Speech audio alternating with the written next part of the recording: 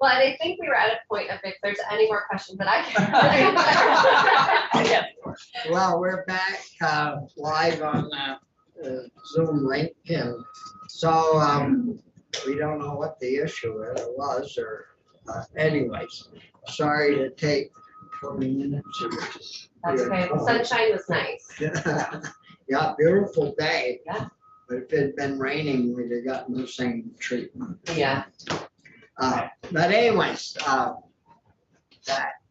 we have questions going? Yeah, we were just talking, I hope I answered your question about the career, the CTEs, and part of the reason we really try to work in that sphere, and not to overcomplicate it, but the funding model between schools and CTEs doesn't always allow for that to be an open relationship to send students. So we really try to encourage self-advocacy in the students, training on the guidance counselors, but then also on the CTE side, there has to be some encouragement and initiative going into the schools and building that relationship with students.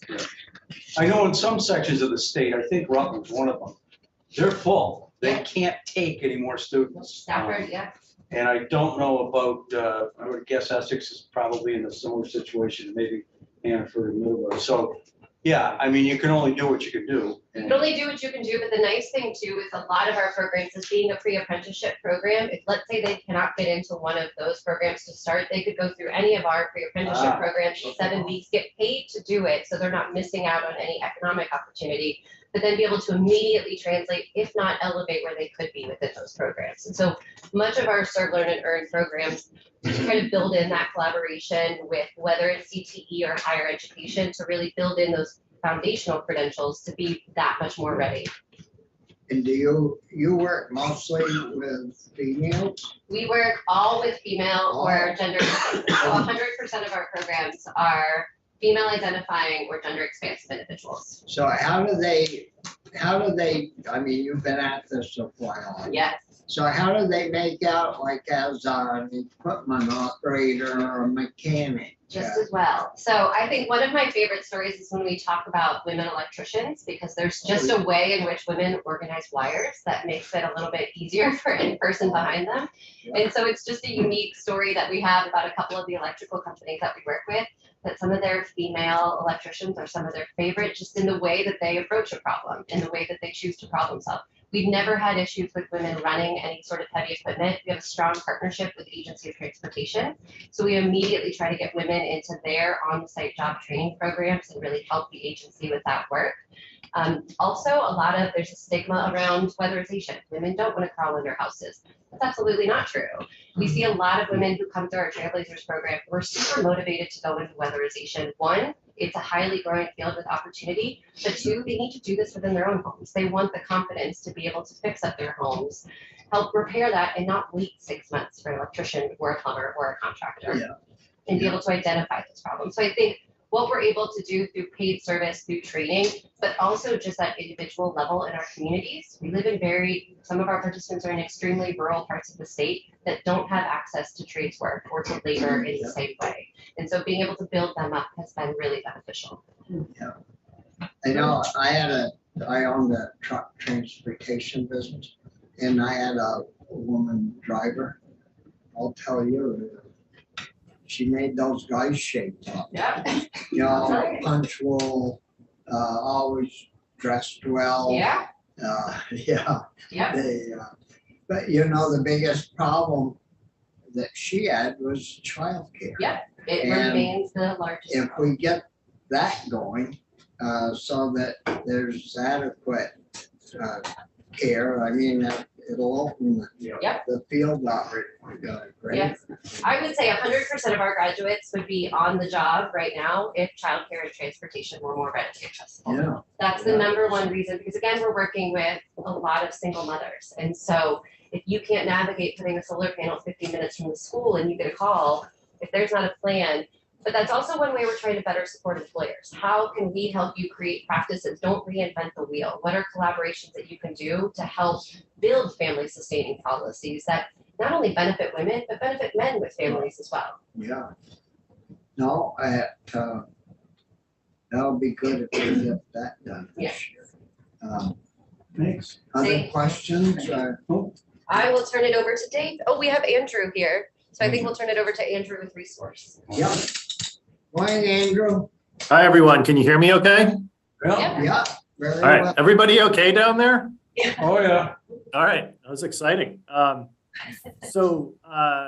thanks, Ronnie, and thank you to the committee for inviting me to testify today. My name's Andrew Jope, and I've served as the training director at Resource for the past 18 years. Resource's mission is to empower individuals and strengthen Vermont communities through workforce development, poverty relief, and environmental stewardship.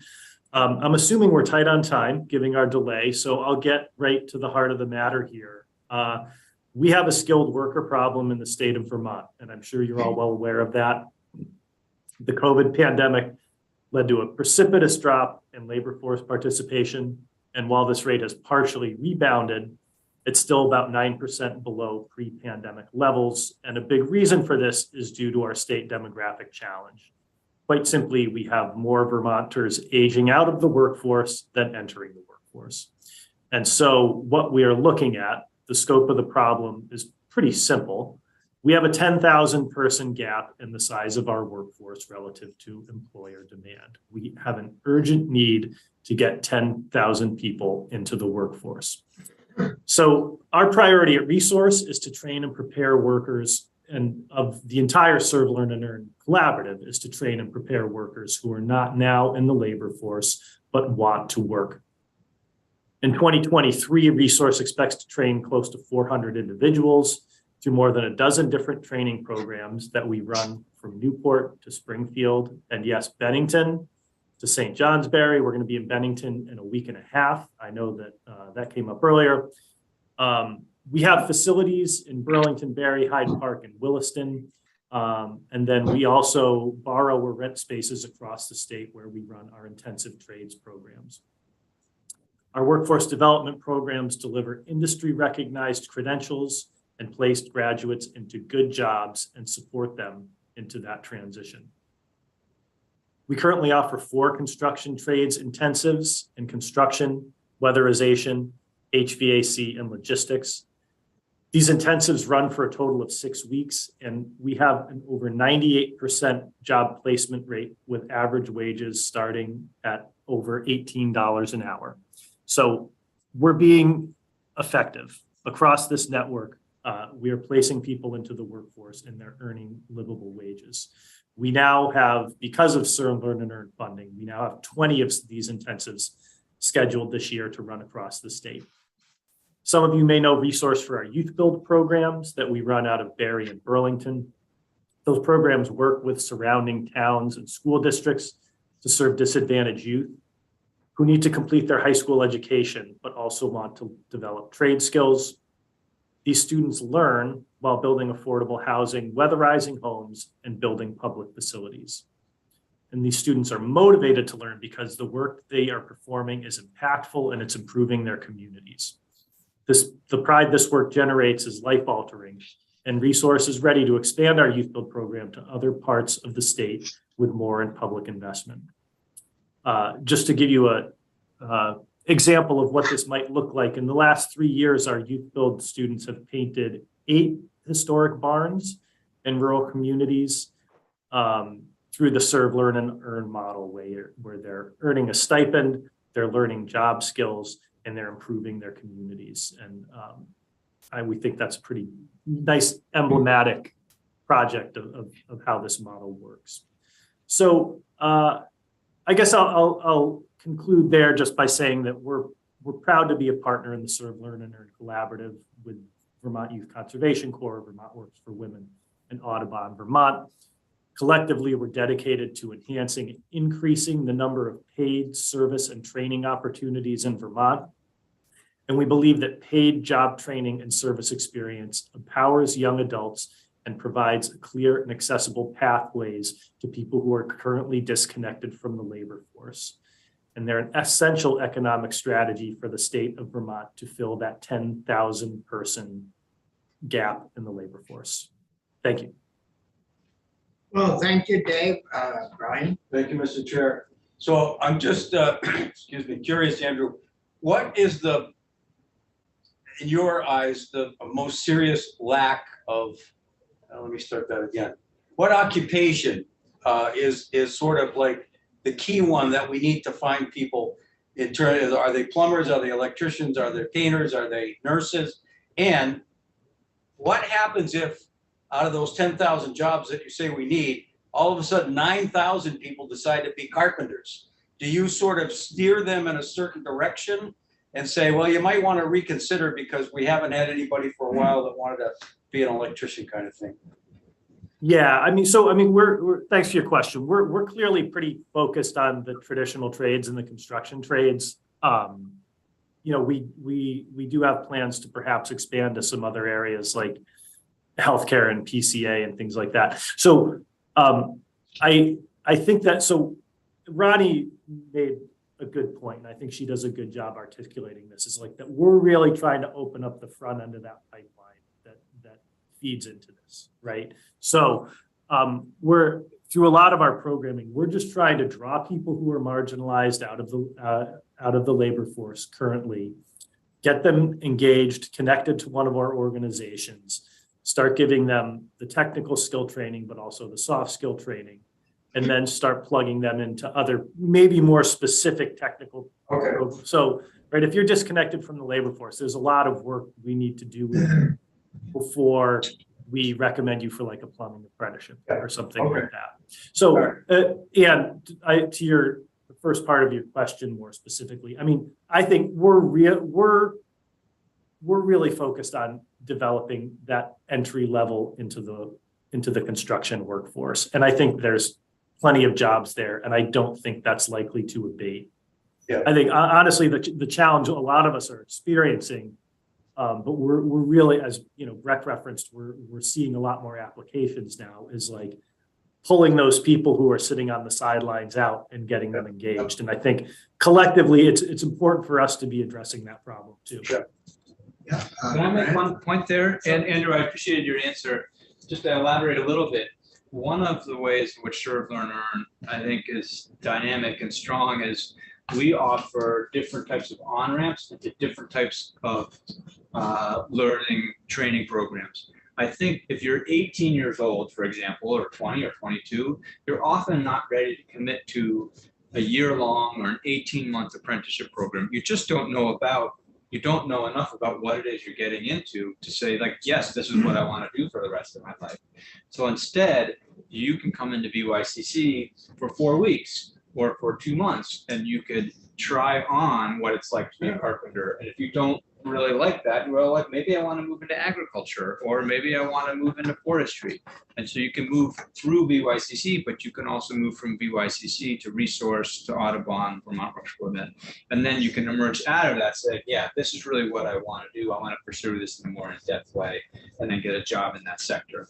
So I think it's the state's strategy has to be one that offers a variety of flexibility for folks who are coming into the system. Definitely transferable skills. I think even if you come in and think you want to be a plumber, what you're learning is transferable to any of those industries, and part of it for us is exposure. Let's get them exposed to as many different industries to really find that motivating fit.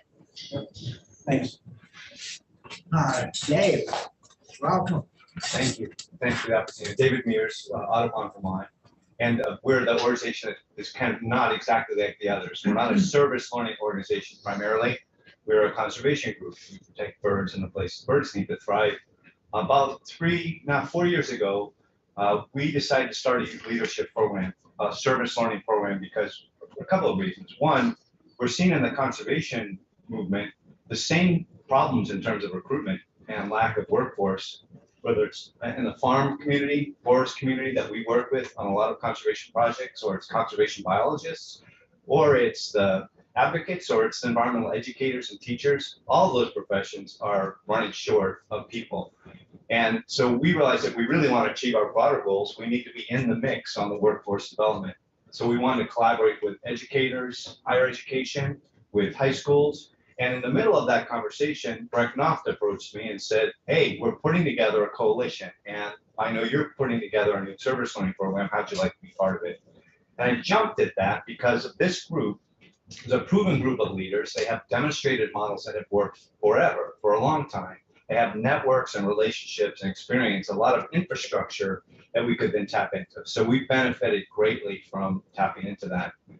And I share that story in part that as I put myself in your shoes and I think about the role that you as public officials have to make sure you're being responsible stewards of public funding, that, you know, when I look at ways to leverage existing, you know, organizations and their infrastructure and resources and the philanthropic support that they bring and their ability to tap into federal money, this is a wise investment in public funds. VYCC itself has a long-standing relationship, as you know, Senator Starr, with the state of Vermont. It's a place that the state has for a long time invested. And thanks to Brecht's leadership, he's invited us into that umbrella to be able to be part of growing and more expansive workforce development program. And just following up on the issue, the point that you make, I just want to double stress and emphasize that what we've learned at Audubon Vermont is that when you pay young people to work and they have to learn to show up to work on time, they have to learn the basic professionalism that I'm sure all of you are hearing from your constituents. Every employer I talk to says that one of the biggest problems is they'll go through the whole process, bring someone on board, and then they walk off the job. Yeah. What we're bringing are people that have learned through service learning programs that if they do their job, they show up on time, they work well with others, that they'll get paid and they'll get the deep satisfaction that comes with being part of something bigger than yourself. That's the you know, what we're building towards. And we see ourselves, frankly, not as the end of this project. We see ourselves as the beginning of a program that could really grow and evolve into being something that's a well-developed service learning program that includes a broader mix of other organizations beyond ourselves. And we're grateful that the legislature has seen fit to invest in us in the last couple of years. And the reason that we're asking to be part of the operational base budget for the state, and realize knowing that that's not an easy call to make, and appreciating that it's even harder knowing that the governor didn't put it in his budget, is because we feel like we can become that. But to get other investors, to get federal agencies and philanthropic organizations and foundations to make the investment in this infrastructure that creates something bigger than one of our groups can do together, the seed money from the state and the commitment to not have to come back and ask for one-time money every year would be really, Well, you plan a little bit too, if it's in the base budget. I mean, kids don't know, you don't know, I mean, and everybody's in limbo. Gotta go beg for my money. right. And I don't know exactly procedurally how this will play out. I know that we're in the workforce development bill sent over by the House. Very grateful for that at the level that we had asked for, 2.4 million. So The budget, is it recommended for it's in base? the House, but it's not in the base It's budget. one time. It's one-time money. So it would be work for your other committee to move it into that. But that's our request. And but in any event, we're terrifically excited to have the opportunity to speak to you and happy to respond to any questions you may have. Yeah, well, you know, I followed the BYCC around for years and worked with you early on yours, and if the programs weren't working well, I'd have been gone a long time ago. Because we have, you know, we only have a certain length of time to test things, or you should take only a certain length of time, and I know they've worked well, and I've tried to think of any project that I've worked on together here, and I don't know if there's any of them that didn't work well. You know, and a lot of that's who's running. You know, you gotta have a good driver, and no, well, the way we'll do that is Richie will make the motion to put your money in the base budget, and I'll raise my hand partway up. No, we'll work on that down there. And I don't know if we talked about this earlier, but the ask that we have down there is, Big. we'll do the best we can to help, you folks get that. along. Well, then you can plan pretty much from one year to the next. You know, well, I've got this kind of money possibly pretty solid, so we can do this. No, it would lift that burden off their shoulders a great deal, so. So we'll do all we can to, if you get a chance, talk with Jen. Right. Yeah, We'll do that. Thank you. that would be probably most for us. Understood. Because she drives the bus. Yeah. Thanks Yeah. a lot. Thank you.